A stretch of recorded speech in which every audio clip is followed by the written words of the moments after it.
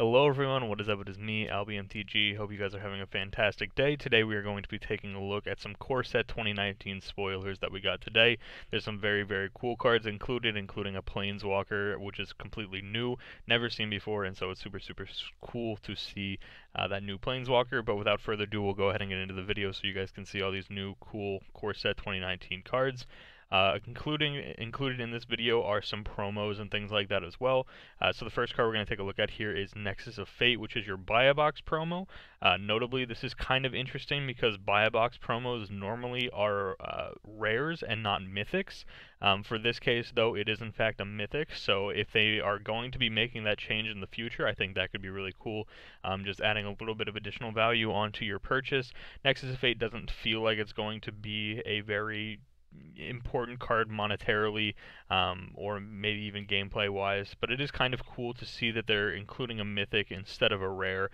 The past few buy box promos have all been rares, so I think if they make the change going to mythic, that could be extremely cool. In terms of event promos, here we have Gutter Snipe, which is a reprint from Return to Ravnica, and I believe possibly an M set, a previous core set as well, but I know for sure it was from Return to Ravnica, and it's just a very cool card.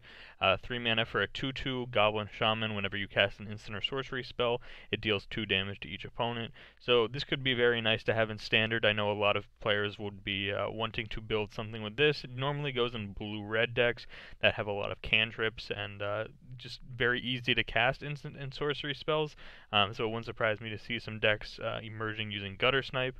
The next card we have here is Desecrated Tomb. Whenever one or more creature cards leave your graveyard, create a 1/1 black bat creature token with flying. This is your draft weekend promo. Notably, I forgot to say the Gutter Snipe promo up here is the open house promo. This one here for draft weekend. This card doesn't feel very good to me. It probably is okay in like dredge decks for modern and things like that, but I don't think that you'll need it in those lists. This feels like it'll probably just end up being kind of a waste of a card, in my opinion. It just doesn't feel very good. I kind of like it though, like the artwork and things like that, but in terms of actual playability, I don't think it'll see basically any play at all. The next card we have here, this is going to be super cool, is the Magic League promo, and this is Reliquary Tower. So Reliquary Tower, for those of you that don't watch all of my videos, I made a video, I actually made 2 videos talking about the top 10 uncommons that needed reprints, and in one of those, Reliquary Tower was included, and they are including it here as the League promo, which is super cool. So this could mean that we are seeing a Reliquary Tower reprint in M19, which would be super cool. I think it's confirmed that it would be an M19. I don't think they would have this as a League promo if it wasn't going to be in the set. And also notably, when we look down here at the collector's numbers, which is something I'm going to bring up later on in this video, but if we look at the collector's numbers, it says 254 out of 280 for the League promo, so this probably means that Reliquary Tower reprint confirmed for M19, which is super cool. And of course, this will be a nice foil version for your Commander deck, so I'm sure a lot of people will want to get their hands on those. Onto the Store Championship, also known as Game Day. The promo we have here is Demon of Catastrophes, which is a 4-mana 6/6 flying trampler, and as an additional cost to cast this spell, you sacrifice a creature. Could end up being okay. 4-mana 6/6 with 2 additional keywords on it, flying and trample, both being quite strong. I think this card has some potential to it, especially if you can sacrifice a creature that could give you some additional upside. The first card that comes to mind is something like Doom Traveler, where you sacrifice that card and then it creates an additional creature off of dying. I know there's something like, I think it's Doom Dissenter, which is a 2-mana 1/1 from Amonkhet block that it was also reprinted in Battle Bond actually, but it's a 2-mana 1/1 that when it dies you create a 2/2 zombie. So for something like Demon of Catastrophes, you could get rid of that 1/1 and then just make the 2/2 body, as well as having this Demon of Catastrophes on turn 4, which could be very strong. For the playmat, we're looking at Nicol Bolas here, just breathing out some fire over a city, so very nice for the champion playmat. On to FNM promos for Core Set 2019. First card here, Elvish Rejuvenator. When Elvish Rejuvenator enters the battlefield, look at the top 5 cards of your library. You may put a land card from among them onto the battlefield tapped. Put the rest on the bottom of your library in a random order. So the first thing I noticed about this card was that it doesn't seem great at first. 3 mana 1/1. Normally you would expect it to just be able to find the land and put it into play tapped, but it says you may put a land card from among them, not a basic land card from among them. So you can find some really busted cards. There are a lot of fantastic lands printed throughout Magic's history, whether you're finding something like Dark Depths or Thespian Stage if you're running a combo deck like that, whether you're finding something in Eternal formats like Gaia's Cradle, that could be very, very strong here with the Rejuvenator as well. So I think this Rejuvenator has some potential. Next is Militia Bugler, which is a very interesting interesting card to say, Bugler. So 3 mana, 2/3 Vigilance for a human soldier. When it enters the battlefield, look at the top 4 cards of your library. You may reveal a creature card with power 2 or less from among them and put it into your hand. Put the rest on the bottom of your library in a random order. The first card I think people were talking about this card for was Death and Taxes, where Death and Taxes really focuses on playing a bunch of smaller white creatures, especially in the Modern and Legacy formats. In Modern, you're looking at finding cards like Thalia, Guardian of Thraben, and Leonin Arbiter with this Bugler. You could even find just some other really, really strong cards for that deck. Like your key sideboard cards that you'll bring in. A lot of times you'll see things like Burnt Forge Tender and Aethersworn Canonist, which are just strong cards against certain matchups that you can find out of your sideboard.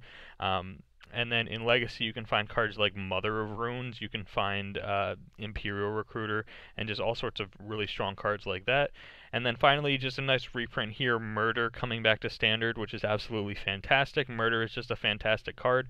1 colorless and 2 black for an instant to destroy target creature. Extremely, extremely efficient removal. Always a very, very good card and a fantastic limited card, but sometimes even sees play in Standard. I know I've cast it many times in Standard as well. And then the final thing to just kind of point out here regarding the FNM promos is one of them is common and the other 2 are uncommons. We've never really had this in the past with recent FNM promos. Everything has always just been an uncommon. They just chose uncommons and only uncommons. While here they're showing us that maybe if a common is better than is more likely to see play than some of the uncommons in the set, that they might end up choosing the common instead of the uncommon. So I think that that's kind of cool. Especially if they choose correctly and pick cards that are, quite strong, even if they're just commons. These will be very nice for Pauper players as well, to have some promos to kind of pimp out their deck. And then finally, Standard Showdown. You can see here 5 very nice basic lands, which of course are in foil again. And then finally, looking at the welcome decks, you can see just some not great cards, but some okay. Most of these will just be draft cards. If you want to stop the video at any point here, I'm going to point out a couple of cards, but if you want to stop the video and read through any of them, feel free to do so. None of these cards really stand out to me too much so far. Oresco Swiftclaw kind of stands out because we do still have Pride Sovereign and Regal Caracal in Standard, so if you're looking for a 2-drop for your green-white Cats deck, Oresco Swiftclaw is going to be an M19, and so that would be, you would have about 3 months to play with it, so not a lot of time for you to be able to add it into your green-white Cats deck, but it is something you can do. Aside from that, Aven Windmage is kind of an interesting one here. Flying, whenever you cast an instant or sorcery spell, it gets +1/+1 until end of turn, so it's just another card to add into kind of like the prowess archetype, which is normally blue-red, especially right now with Adeliz. It's another wizard, which works really well with Adeliz. Take Vengeance is a fine card. It's not a great card, but it's fine. 2 mana for a sorcery, destroy target tapped creature. Card will be very, very strong in limited, especially your draft and sealed. Sealed probably much more because removal tends to be a bit more scarce, but this seems like it can be a just fantastic removal spell for you limited players. Aside from that, there really isn't a ton here. Next important card coming back is Diregraph Ghoul, which is 1 black for a 2/2 that enters the battlefield tapped. Of course, if you play this out on turn 1, you don't care that it enters the battlefield tapped. You just get to attack for 2 with it then on turn 2. Notably for the fact that it has a relatively strong subtyping here, which is Zombie. Amonkhet and Hour of Devastation are still going to be around for, again, like 3 months with M19 M19 cards out. They don't rotate out until Ravnica hits. So for the Diregraph Ghoul, you can still play cards that care about Zombies Matter, like the 3-mana Lord of the Accursed. So if you're trying to put together a mono black aggro deck or just another zombies deck, then Diregraph Ghoul could be absolutely fantastic for those decks. There's the Murder again, very, very nice to see that back. Sovereign's Bite, I made a Pauper deck tech already talking about this card. If you guys haven't seen that, I highly recommend it. It's a black-red burn deck for Pauper, which is very, very cool. Aside from here, Lightning Strike coming back. That was already an Ixalan though, so it doesn't really matter too much that that's getting reprinted right now. Colossal Dreadmaw is also back, because why not? Oaken Form, Rabid Bite. Yeah, none of these other cards really matter too much. But this is where things kind of get interesting. So here, this is something that a lot of people that have been kind of talking about these cards have been completely missing this information, and I don't know how they missed this information, but maybe this will be something that you'll want to inform other content creators of, or something like that. But if you look here, when it comes to the set numbers down here in the bottom, the collector's numbers, Wall of Vines is the last card we have listed here that has a number less than the number on the right side. So here this says, you guys probably won't be able to see this on video, but just trust me, it says 210 out of 280 here for Wall of Vines, but once we get to Sarah's Guardian, it says 284 out of 280. This means that these cards from here on out, the Wall of Vines, all these other cards that were up here, those are all going to be in M19, those are going to be draftable, and just in the set in general. The cards that we're going to talk about now are only going to be in the Welcome decks, the Planeswalker decks, and those kind of cards. They won't be in the actual set themselves. I've seen some people saying Sarah's Guardian is just this great limited bomb, but it's not even going to be in the set. It's 284 out of 280, so it's not going to be in the set. I'd be extremely, extremely shocked if I was wrong here, but just based off of the set numbers, it's very unlikely that they would be in the set. A lot of people are really missing that. I don't know how they're missing that or why they're missing that, but it is something that's super, super notable. And so, you know, maybe if you chose me as where you're going to get your M19 content from, maybe this is a good reason to show that you chose the right person, somebody who is able to find this additional information here for you. So Sarah's Guardian, again, is kind of a welcome deck card, but it is kind of cool. Silverbeak Griffin, sorry, is a 2-mana 2/2 flyer. Favorable Winds is still in standard, so if you're trying to put together blue-white flyers, then maybe Silverbeak Griffin gets in there, but I, again, kind of doubt it. Maybe for Pauper Cube, this could end up in a Pauper Cube, a very nice little addition there. Riddlemaster Sphinx really doesn't do a ton. 6-mana 5/5 flyer. When it enters the battlefield, you may return target creature an opponent controls to its owner's hand. Again, just kind of your basic blue rare for an intro deck, Planeswalker deck. Gravewaker is kind of neat, but the activated ability is just super, super expensive. Tattered Mummy, again a reprint from the Amonkhet Planeswalker decks. This could also be another card where, when I was talking about earlier, sacrificing to the 4-mana 6/6, where was it? The Demon of Catastrophes, when we talked about how sacrificing creatures that have like dies triggers, that can be very, very strong. Tattered Mummy is one of those cards that has a dies trigger that you can go ahead and sacrifice this and you wouldn't feel too bad about it. Kargan Dragon Rider gets flying as long as you control a dragon. Probably won't, so it's basically just going to be a 2/2. Shivan Dragon, of course, gotta love Shivan Dragon. Aggressive Mammoth is a new one, which is kind of cool. It's a 6-mana 8/8 Trampler, and other creatures you control have Trample.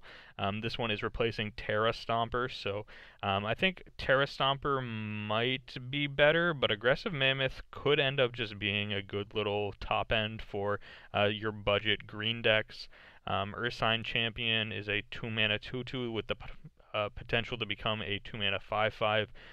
Again, not necessarily great. Sun Sentinel from Rivals of Ixalan, also not great. Air Elemental is fine. Befuddle, Mistcloaked Herald again coming back. I think the rest of these are just reprints. Waterknot, Scoundrel, Radiant Lightning, and then yeah, again Llanowar Elves here. So all of these cards, everything from Wall of Vines Up will be in M19 in the official set. Everything else that we listed here, from Sarah's Guardian down to Llanowar Elves, is just going to be included in welcome deck products and things like that. Onto a few random cards as they have it here. We're looking at Patient Rebuilding, which is kind of a weird mill card. It's not necessarily great. Totally Lost getting reprinted is kind of cool. Gotta love Fibblethip. Gigantosaurus, 5 mana 10/10, is super, super interesting. I don't think it's very good, but it's definitely interesting. The problem with a card like a 5 mana 10/10 is that you just chump block with your 1/1 and then it does absolutely nothing. Next is Recollect, which again, not great, but could be fine for some draft decks. Marauder's Axe also not necessarily great, but could be fine in your draft deck. Fountain of Renewal I think is kind of interesting. It's a 1 colorless artifact at the beginning of your upkeep. You gain a life, and then for 3 and sack it, you can draw a card.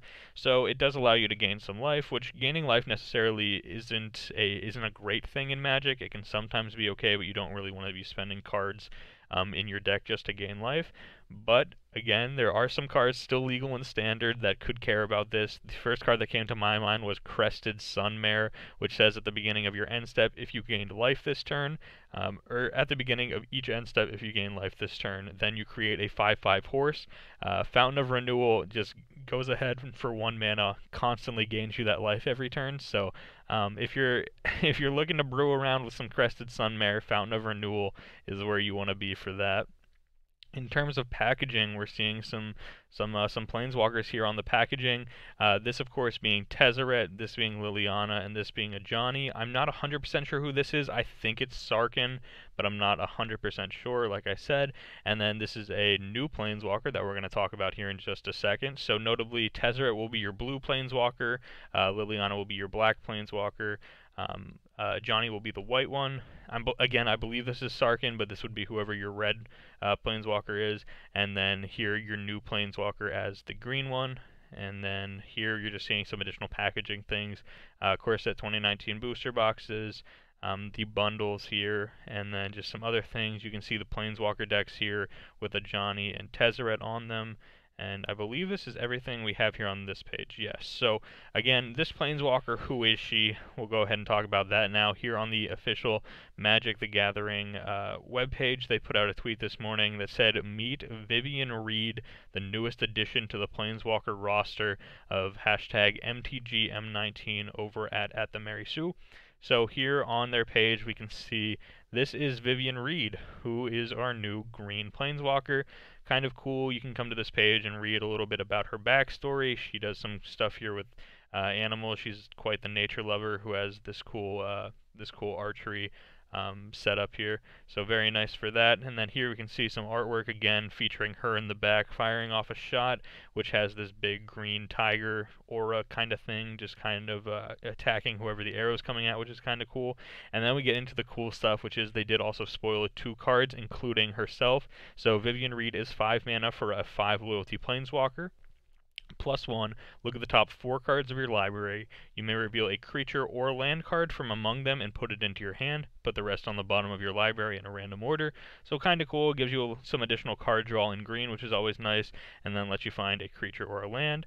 Her -3, destroy target artifact, enchantment, or creature with flying. You normally don't get to destroy creatures with your green planeswalkers, so I think the ability to destroy a creature with flying could end up being pretty relevant with Vivien Reid. Again, like I said, you just normally don't get that kind of effect off of a green planeswalker, so being very versatile here in hitting artifacts and enchantments like green normally would be able to do with a naturalized effect, but then also because of her bow and arrow setup here, she's able to shoot down the creatures out of the sky. And then finally, her ultimate is a -8 that says you get an emblem with creatures you control get +2/+2 and have vigilance, trample, and indestructible. So with +2/+2, vigilance, trample, and indestructible on all your creatures, that's a nice way to finish out your game. So Vivien Reid here, a new planeswalker, and then again, Vivien's Invocation here is 7 mana for a sorcery. Look at the top 7 cards of your library. You may put a creature card from among them onto the battlefield. Put the rest on the bottom of your library in a random order. When a creature is put onto the battlefield this way, it deals damage equal to its power to target creature an opponent controls. So for 7 mana, you look at the top 7 cards of your library, put a big creature onto the battlefield, and kill off something that's smaller than whatever creature you put onto the battlefield. For 7 mana, it's quite a lot. In all honesty, it's not the best, but it is a card, and it is a reasonable rare. Maybe in limited, possibly, but not necessarily the best card. But really, the big thing here is just Vivien Reid. We have a new Planeswalker, and we get to see what she does, which is super cool. I believe that's the last thing here on this page. Yeah, just some additional information if you guys wanted to read up on like her backstory and things like that. But nonetheless, there was one final card spoiled today, and it was actually spoiled in a different language, so I have up the translation here and stuff as well. This is Judgment Infernal, or what we're assuming to just read out as Infernal Judgment. Here it is 1 black for an instant, and you exile target colorless creature, and then you gain life equal to that creature's power. So, this could be a very good sideboard card in Eternal formats to get rid of those pesky Eldrazi cards, things like Emrakul and Ulamog, some big creatures that you don't want to have to deal with, and for 1 mana you can even gain some life and get rid of them, which is super cool. Again, based off of how the translation went so far, it seems like you gain the life and get to kill the creature. Maybe that's not how this actually works. It could end up being just kind of a mistaken translation, but so far that seems like how it's supposed to work. And this card also seems just reasonable and standard. Vehicles are still going to be around for a little bit longer, so Infernal Judgment seems like it'll be a decent way to just get rid of a vehicle for just 1 mana, which isn't too bad as well. So this card also just seems super good against artifact creatures like the vehicle, so even maybe like Modern Affinity, this isn't the worst card to have in your sideboard to get rid of something like a big Arcbound Ravager or something along those lines. So this has been today's video. We talked about a ton of new Core Set 2019 cards. Again, there will be links in the description to where you can find the article here. You can find the article here, and I probably won't include the the article here because there actually wasn't an article to go along with it. It was just sort of a kind of a leak sort of thing. I don't really know where this image came from, but a bunch of people are saying that it's real, and Wizards confirmed it. So that's pretty cool. Again, also in terms of Twitter here, if you're not following me on Twitter, you can do so at AlbyMTG. You can go ahead and give me that follow, which would be absolutely appreciated. And of course, if you enjoyed this video, a like would be appreciated as well. If you guys enjoyed the information I gave you guys here today talking about Core Set 2019, of course, as more information comes out and more cards come out in the future, we will continue to talk about it. And again, I hope you guys choose me as your Magic the Gathering content creator of choice when it comes to all things Core Set 2019. So thank you guys so much for watching the video, and I will see you guys here tomorrow for yet another Magic the Gathering video.